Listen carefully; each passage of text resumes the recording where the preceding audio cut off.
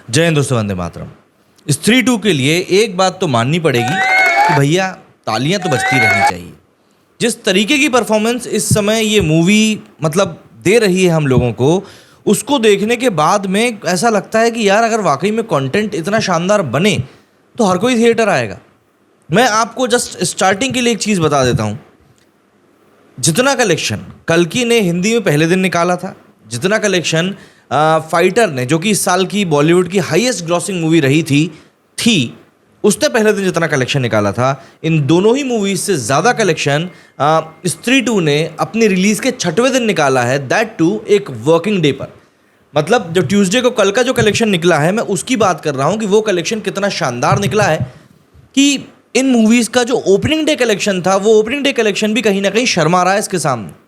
और जब ये कलेक्शन हम लोग बात करते हैं ना इतने अच्छे कलेक्शन की, तो कहीं ना कहीं उसके पीछे सिर्फ एक्टर नहीं होता, बल्कि आप कह सकते हैं कि उसके पीछे कलाकारों की भी मेहनत होती है। लेकिन कंटेंट, मेरे हिसाब से कंटेंट सबसे ज़्यादा ज़रूरी चीज़ होती है, और इसीलिए यहाँ पर स्त्री के लिए एक बार फिर से बनता ही है। भाई देखिए, मैं इस चीज़ के लिए इसलिए भी बोल रहा हूँ क्योंकि बहुत लंबे समय के बाद में एक सिनेमा ऐसा आया है जिसको के लेकर कोई विवाद नहीं हो रहा, किसी प्रकार की कंट्रोवर्सी नहीं हो रही, कोई फालतू की स्टेटमेंट बाजी नहीं हो रही।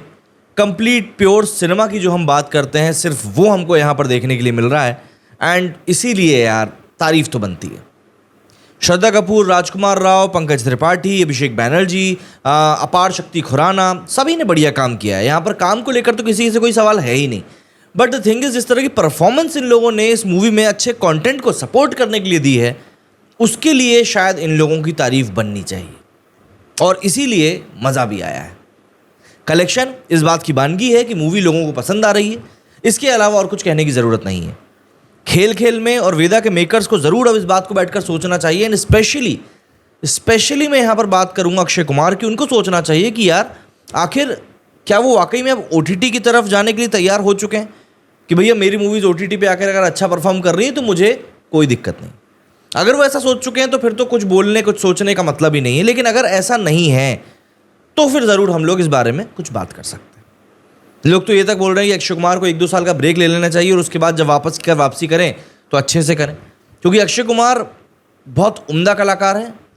अगर मैं उनकी परफॉर्मेंस की बात करूं तो खिलाड़ी सीरीज़ किसको याद नहीं, भागम भाग में उनकी कॉमिक टाइमिंग, हेरा फेरी में उनकी कॉमिक टाइमिंग, भूल भुलैया में वो जिस तरह का किरदार उन्होंने निभाया था, एक गज़ब के किरदार वो निभाने वाले एक्टर हैं। और उसके बाद जब वो लगातार एक के बाद एक इस तरह की फ्लॉप्स देते हैं तो कहीं ना कहीं दिल दुखता है।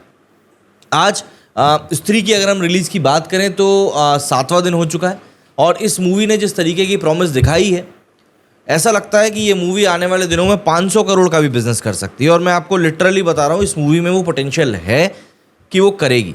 भाई आज अगर हम बात करें दिन की, तो आज दिन ही कौन सा हुआ है? आज वेडनेसडे है। थर्सडे के बाद में फिर एक वीकेंड लग जाएगा, और अभी तो पहले ही हफ्ते में हम लोग चल रहे हैं यार, पहले ही हफ्ते में। तो इस मूवी के पास में पूरा मादा है कि ये मूवी रिकॉर्ड्स बना सकती है। अब अगर हम इसके कलेक्शन की बात करें तो आज जो 7वां दिन है, जिस पॉइंट पर बैठकर मैं ये वीडियो बना रहा हूँ, अभी तक भी ये मूवी 1.25 करोड़ का बिजनेस कर चुकी है। अगर मैं आपको बताऊं कल तक के बिजनेस के बारे में, तो कल तक का बिजनेस इस मूवी का बहुत शानदार रहा है। मतलब वर्ल्ड वाइड कलेक्शन की अगर मैं बात करूं तो 6 दिनों में इस मूवी ने 350 करोड़ के आंकड़े को पार कर लिया, 350 CR को क्रॉस कर लिया है। वर्ल्ड वाइड ग्रॉस कलेक्शन इस मूवी का 361 करोड़ हो चुका है। कई जगहों पर 370 करोड़ भी क्लेम किया जा रहा है। मैं जहां से आपको ये डेटा बताता हूं वहां पर 361 करोड़ रुपीस क्लेम किया जा रहा है। तो 350 करोड़ तो इस मूवी ने क्रॉस कर लिया है। इसके अलावा अगर मैं, जो मेरे को सबसे ज़्यादा प्रॉमिसिंग चीज़ लगी, जिसकी मैं शुरुआत से बात कर रहा हूँ, वो कि ट्यूसडे को एक वर्किंग डे होने के बावजूद भी मूवी ने 25 करोड़ का बिजनेस किया। ऑलमोस्ट 26 करोड़ ही है, 25.8 करोड़ का बिजनेस है। इस स्ट्राइकिंग बिजनेस ने कहीं ना कहीं दिमाग में बात डाली कि यार कंटेंट मतलब अगर तगड़ा है तो आप किस तरीके से छा जाओगे, आप खुद इमेजिन भी नहीं कर सकते। और यहाँ पर वही चीज़ दिख रही। 25 करोड़ का इसने बिजनेस किया, और इसके साथ ही इस मूवी का 6 दिनों का इंडिया नेट कलेक्शन जो हुआ है, ग्रॉस नहीं, इंडिया नेट कलेक्शन जो हुआ है, वो हुआ है 255.35 CR। 250 करोड़ को इस मूवी ने क्रॉस कर लिया है सिर्फ 6 दिनों में। इसमें अगर हम लोग ओवरसीज़ कलेक्शन को जोड़ दें 55 करोड़ को, तो ये कलेक्शन और बेहतर हो जाता है। तो इसीलिए हमने इसको ग्रॉस में जोड़ा है। इंडिया ग्रॉस कलेक्शन इस मूवी का हुआ 306 करोड़, इंडिया नेट कलेक्शन इस मूवी का हुआ 255 करोड़। अगर हम total overall world wide gross की बात करें तो जो मैंने आपको बताया 361 करोड़ वो इसका कलेक्शन हुआ है। ऑक्यूपेंसी की बात करें, एक वर्किंग डे होने के बावजूद इसकी ऑक्यूपेंसी शानदार रही और शाम होते होते तक इसकी ऑक्यूपेंसी लगातार बढ़ती गई। जहां मॉर्निंग शोज में इसकी ऑक्यूपेंसी 19.5% थी, आफ्टरनून शोज में 37% हुई, इवनिंग शोज में 42% हुई एंड नाइट शोज में 51.2%। स्ट्राइकिंग 37.5% इसकी ओवरऑल ऑक्यूपेंसी निकल कर आई है। अब इसके साथ जो मूवीज़ रिलीज़ हुई थी उनकी बात कर ही लेते हैं। वैसे बात करने लायक उन लोगों ने कोई कलेक्शन किया नहीं, बट स्टिल क्योंकि यहाँ पर एक कंपटीशन था तो उसके बारे में बात करना तो बनता है।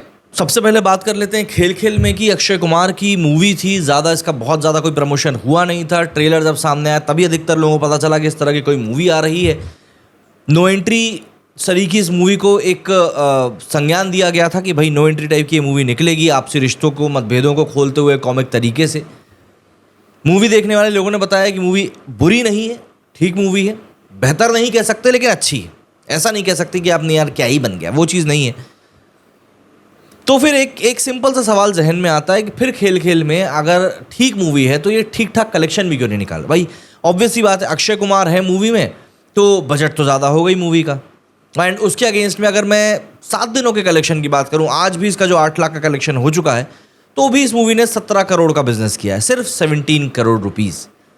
मतलब थिएटर में ये मूवी अक्षय कुमार के फीस को तक वसूल नहीं कर पा रही। सिंपल सा फंडा ये, फीस तक यहाँ पे वसूल नहीं हो पा रही।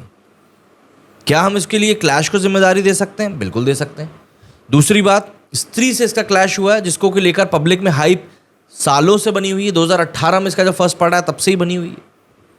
तो ऑब्वियस सी बात है यहाँ पर एक ये क्लैश में घुसना आई थिंक मतलब अपने पैर पे कुल्हाड़ी मारने जैसा ही हो गया। ऑक्यूपेंसी की तो डिटेल्स तक नहीं आई है, इतना घटिया गया है इनका, क्या बताऊँ। वेदा की बात करें तो वेदा के लिए मुझे पर्सनली लगा कि यार नहीं, ये एक अच्छे कॉज के लिए बनी हुई मूवी थी, अच्छे थॉट के साथ बनी हुई मूवी थी, इसको ज़रूर थोड़ा सा रिटेंशन मिलना चाहिए था पब्लिक का, पर नहीं मिल पाया। Again due to clash, unnecessary clash वो भी मैं कहूँगा। वेदा ने यहाँ पर कलेक्शन निकाला 16 करोड़ का, 16 मतलब 1 करोड़ के अंतर से चल रही है वेदा और खेल खेल में।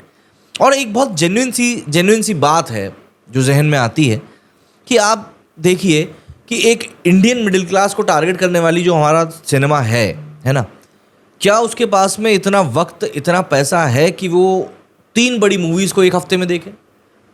मतलब अगर मैं एक नॉर्मल परिवार की बात करूं तो शायद अगर वो फर्स्ट वीक ऑफ मंथ में मूवी देखने के लिए जाते हैं तो मुझे नहीं लगता कि जब तक कि कोई बहुत ही स्ट्राइकिंग मूवी नहीं आ जाती वो उस महीने में फिर से दोबारा मूवी देखेंगे। और यहाँ पर हम देखते हैं कि यार आप एक ही हफ्ते में 3-3 मूवी रिलीज़ कर रहे हो एक ही दिन, और फिर आप बोलते हो यार कंपटीशन नहीं हो रहा है और ऐसा है वैसा है फलाना ढिंकाना।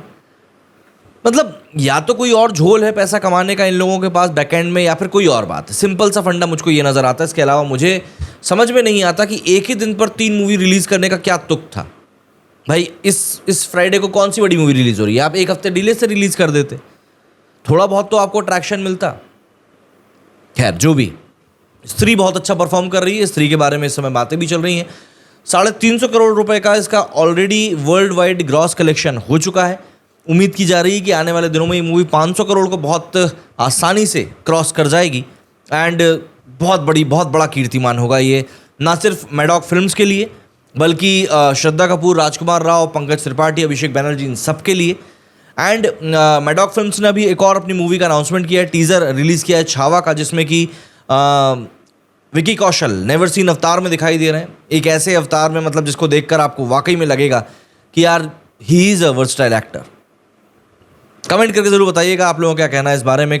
मेरे इस वीडियो फिलहाल इतना ही। जय हिंद, जय भारत।